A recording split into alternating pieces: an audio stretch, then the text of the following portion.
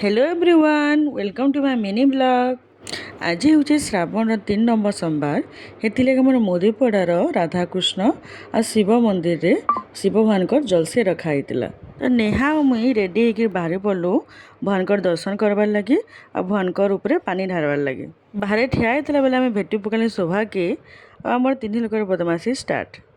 बाहर गोटे टैंकरटे रखाई इन सब पानी नहीं कि भीतर के जाऊे मुझे भी बाल्टी रे पानी बुड़ाली आ भगवान को ढालवार लगी नहीं कि गली। भगवान को 7 थर पानी ढालिकी भगवान आशीर्वाद नेली। एजेन आपण मैंने भी शिवन दर्शन कर पकाउन आ आशीर्वाद नहीं जाऊन। मोर सरला परे शोभा नहीं कि भगवान को पानी ढालला। लास्ट रे पाली पड़ला नेहार।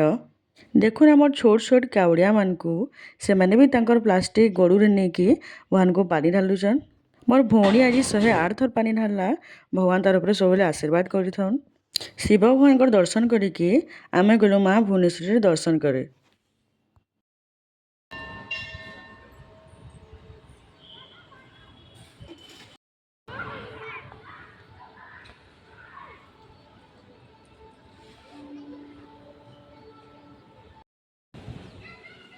माँ भुवनेश्वरी दर्शन करिकी आमे पलि आसलु घर के।